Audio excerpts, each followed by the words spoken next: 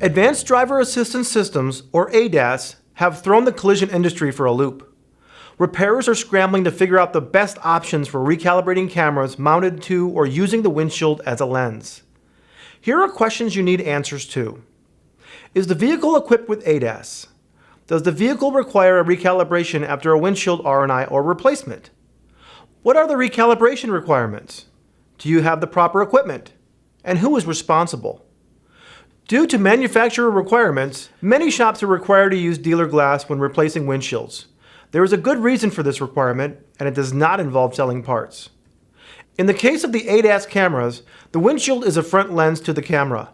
Tolerance of non-genuine parts may interfere with the camera's ability to focus through the glass, kind of like getting the prescription wrong on your glasses or contacts. It blurs the vision. A scan tool doing a recalibration will notify you if it was successful or unsuccessful. If unsuccessful, the scan tool will not identify the reason directly. The technician performing the recalibration will have to go through a process of elimination.